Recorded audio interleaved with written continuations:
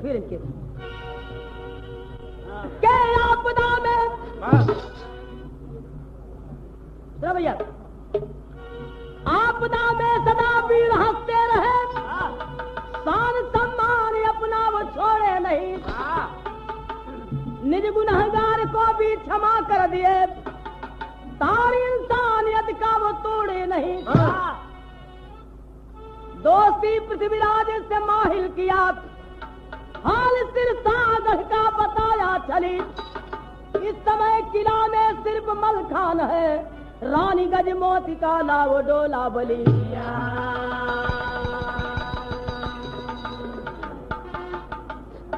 अलाउद्दीन अपने भाई मलखान से नाराज होके सिरसा से महोबाया गिलन, और सिरसा में जब मलखान अकेले रखलन है, वही समय अलाउद्दीन का मम्मा रहा माहिल जाके पृथ्वीराज से दोस्ती के लिए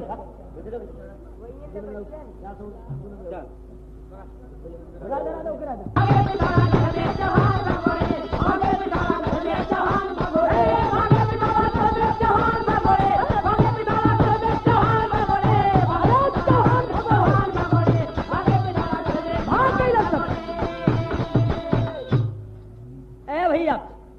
आन के ऊपर सिरसागढ़ वाले मलखान के सब साथी टूट पड़न है पृथ्वीराज के सेना पर, और एक तरफ से लखेत के एकदम सरहार कर देने पृथ्वीराज के सेना के, लेकिन वही लड़ाई में एक तीर जाके मलखान के लग गई। मलखान सोचलन कि हमारे साथी संगाती का मालूम हो जाए अगर कि हमके तीर लग गई तो हौसला टूट जाए, हौसला टूट जाए तो हार हो जाएगी, हौसला बुलंद रही तो जीत हो जाएगी। तो साथी का हौसला बुलंद रहे, पृथ्वीराज के मार के लखे दिलन, लखेत के लौटलन तो मलखान के देखलन कि तीर लगल बा, उठा लन मलखान के लिए महल में। रानी गजमोती कुछ पूछल चाहत बाप, लेकिन बोले कोशिश के मलखान ने कि बोल नहीं, पुनः प्राण छूट गए, लाश रखवा दी तेल में। अब यहाँ भाव मिलल तर्जमा हुए बात, तर्जमा एक बार फिर वही आगे फिल्म दुल्हन के कि हमार पाजेब राजा हीरा जड़ादा हेरैला जनवा कौन बदला में,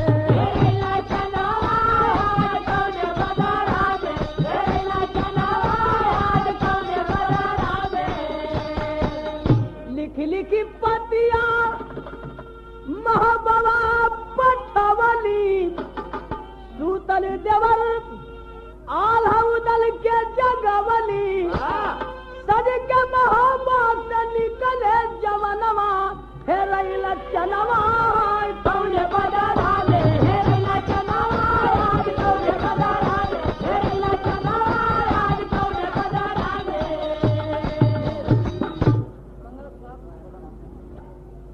ए भैया चिट्ठी लिख ली अलाउद्दीन के, आप लोग नाराज होकर चल गया अकेले पाक के हमारे पति के पृथ्वीराज मार दलन।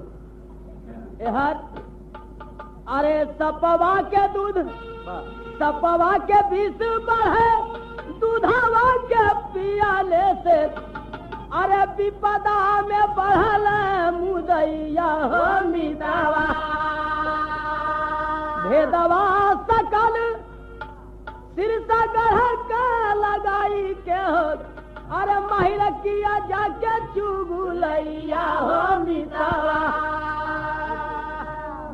इधर माहिल जाके पृथ्वीराज से कहलन, माहिल जाके पृथ्वीराज से कहलन कि आजा पृथ्वीराज महाराज माना बतिया, अरे मलखान मरी गए लड़ैया हो मितावा।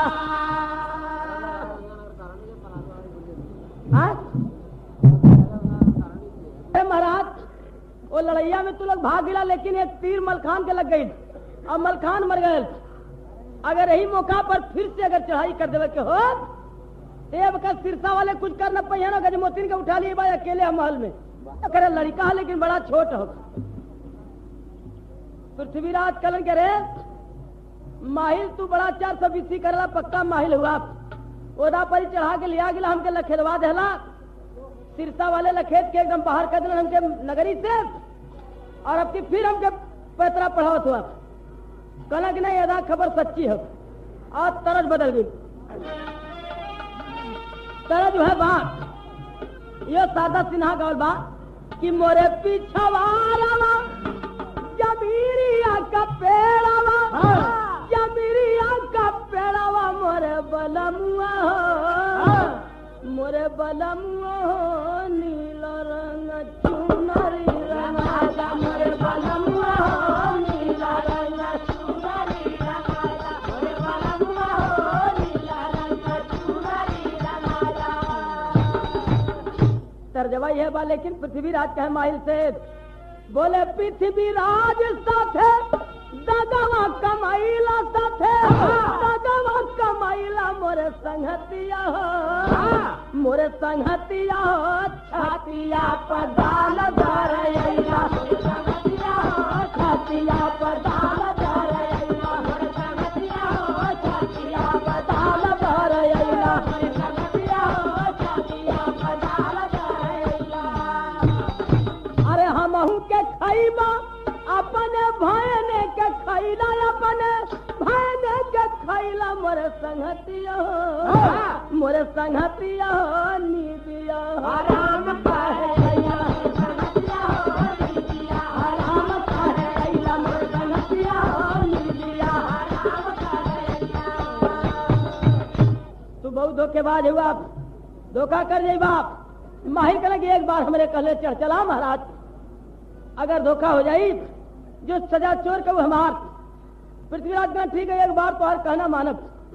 और तैयारी कराओ लगलन है लेकिन यार आल्हा उदल की जब चिट्ठी मिलल गजमोतीन का कि हमार पति आप लोगन के न रहले मारल गिलन ये जब चिट्ठी मिला उदल कहने करे बड़का भैया मलखान इतना बहादुर मारल कैसे गिलन। अरे पानी में कैसे लागल यगिया झंकयाल हा उदल आवया पुरानी अरे पुरानी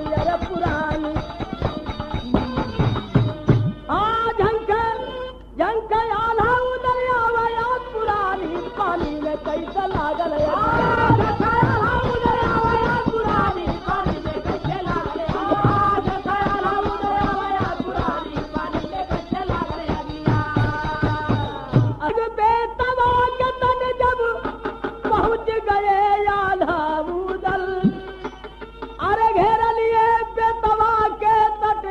करके अचानक बरी दल।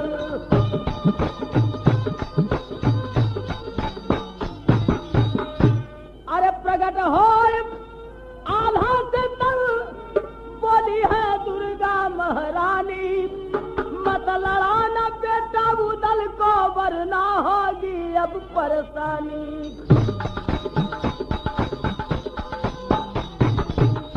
जयचंद के बेटा लाखन को अरे आल्हा गुमान बनाए हैं और संधि पत्र लिख करके आल्हा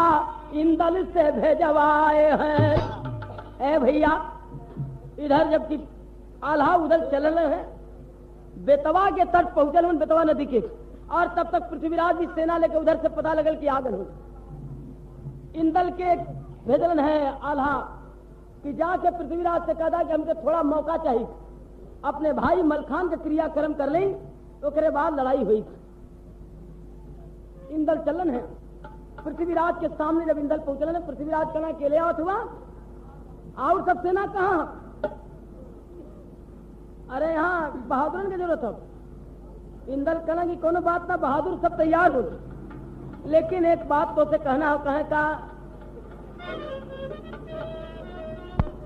है तर्जमा फिर हो गई कि राखी हर साल आवले सवनवा में अरे लसिया दादा का पड़ल बा भवनवा में लसिया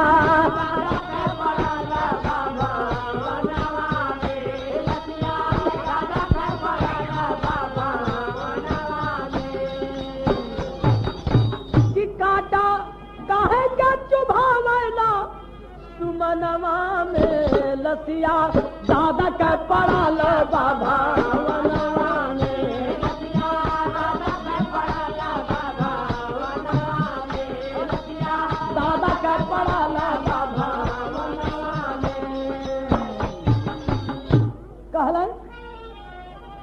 कि वीर पुरुष हो धोखा न करिए अग्नि दान तक धीरज धारिए तेगा बजी है जुझारू फिर रानवा में नसिया राधा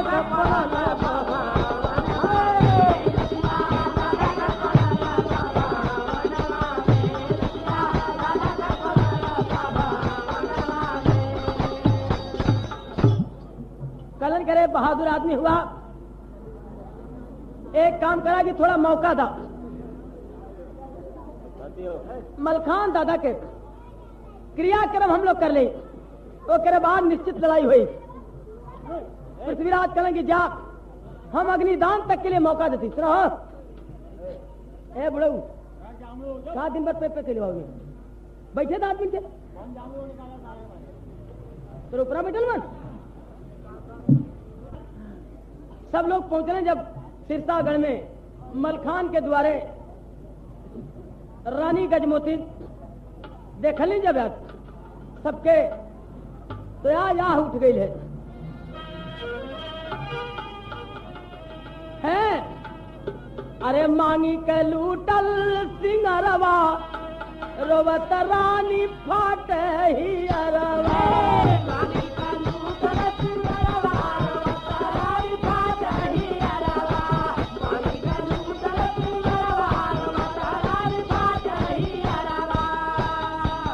अलाउदल से कहे रानी बतिया रखिया संभार मोरे जीवन का छतिया की टूटे न पावे दुलरवा अरे टूटे न पावे दुलरवा रोवत रानी फाटे ही अरवा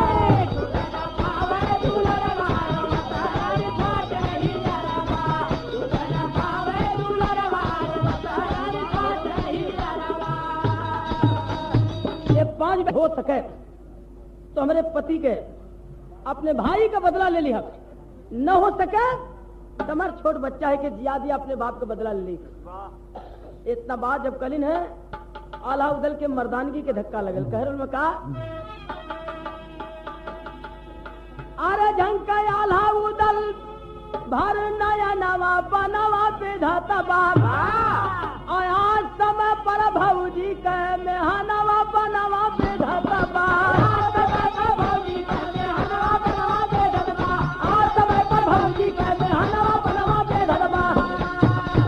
अरे लाचार हो गज मोतिर के चिता ऊपर बैठा है अरे दिया बहारन बेटा अग्नि दनवा बनवा पे धतबा और धोखा कैला पृथ्वीराज ते छनवा बनवा पे धतबा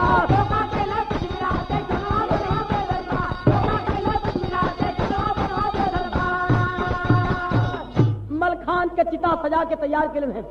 गजमोती चिता बैठल सती हुए बदे कहलत कि हम आज सती हो जा लेकिन हमारे लड़का के जिया दिया आला उदल मलखान के बेटवा बहोरन से अग्निदान करौलन बहोरन जब अग्निदान कैलन है और तब तक पृथ्वीराज चारों तरफ से घेर दिलन कहलन कि बस बात इतने पर रहल यह तो लोग क्रियाक्रम के चक्कर में रहलन और पृथ्वीराज जब घेर लन सेना लेके अरे जैसे बिना पंखावा का झंखर पखेरुआ अरे मणि बिना फणी जैसे झंका बार बार अरे झंका आधा उदल झंका इंदला और झंका सब पीर नहीं हाथे हथियार जब पनिया लुटी हो दुनिया में और कैला पृथ्वीराज साथे धोखावा कमार और जियत जाओ की भौजी के पकड़ ली है मुदाई अरे भूजावा का जोरा हो जाई है बेकार। सब लोग चिंतित हो गए कि हम लोग तो अपने क्रियाक्रम में रही और पृथ्वीराज घेर दल नहीं समय कोई के पास हथियार नहीं बा लड़ाई कैसे हुई। तब तक गजमोती चिता पर से बोले कि खबरदार कोई उदास मत होया आज वीरन के बहादुरी का नहीं सती के सत्य परीक्षा हो। अरे बोली गजमोती उधर बबुआ से सत्य का परीक्षा आगे होता सीता का लकड़िया उठावा बलवा नवा तब ही के हाथवा में होई तलवार सच मुझ लकड़िया तलवार होई गई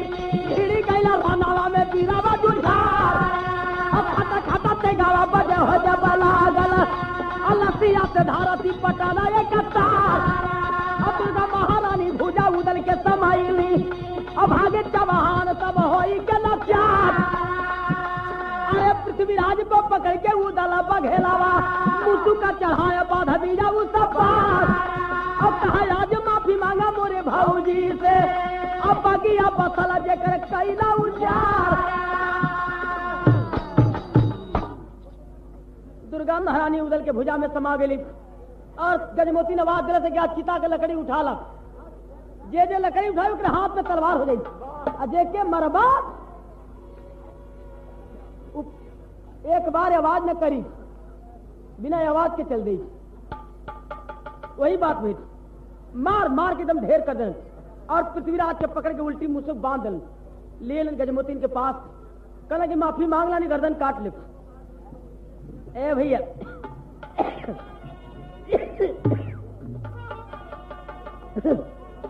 गजमोतीन कहलत की ना मर्दे के स्थान मरल जरा जान नहीं तब बहादुर आदमी हुए इनके मुसुक चढ़ा के बांध के ले हमारे सामने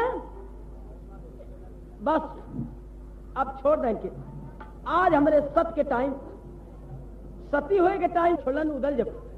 कहेंगे आज तो बहुजी कल छोड़ा थी लेकिन एक बात याद रखी है हाय है अरे चुबी हरदम फुलावा बन के तुहे कटावा अरे बही जिया दबा सुगनवा मलखे का बेटावा बही जिया दबा सुगनवा मलखे का बेटावा बही जिया दबा सुगनवा मलखे का बेटावा हार की चिट्ठी लिखवा कर बोले उदल उन्मादी हंसी खुशी तो हैया यदि तुम्हारे घर पर शादी दुल्ही लिए है गवनवा मलखे का बेटावा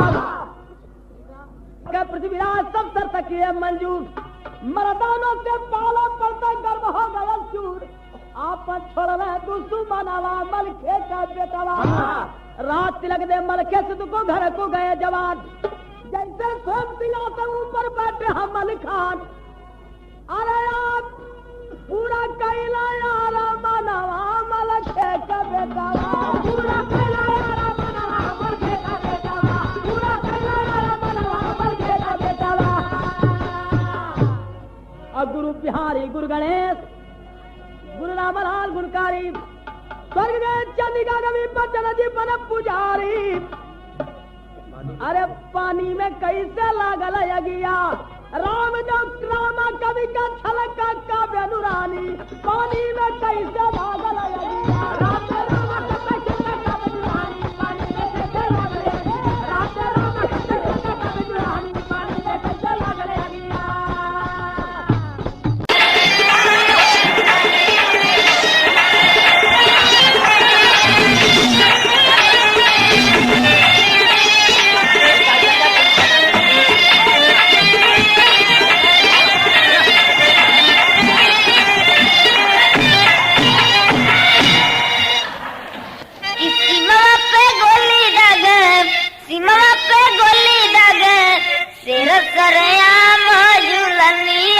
गोली मारे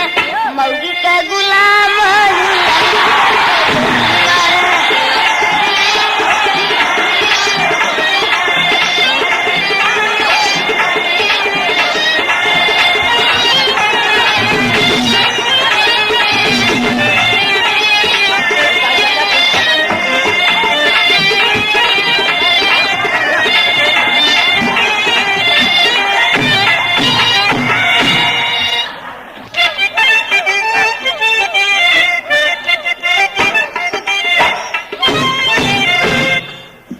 मास्टर वही धुन कि सुन बलिलार साहेब बिना टिकुली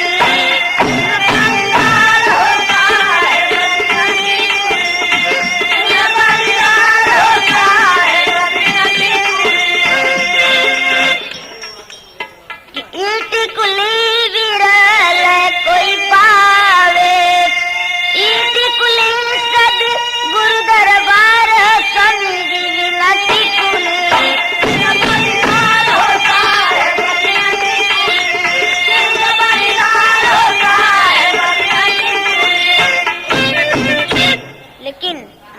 गाना का शीर्षक का चीज निक नहीं लगत कि निकना जनात बारात बिना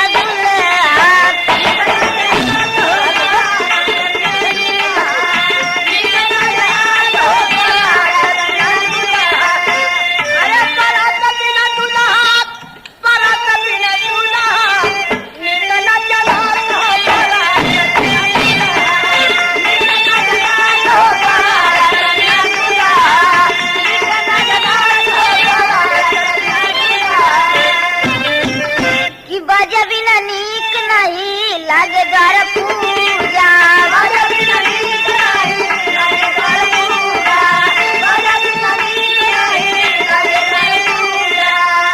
कि गरीबी न नीक नहीं खिचड़ी का भात बारात बिना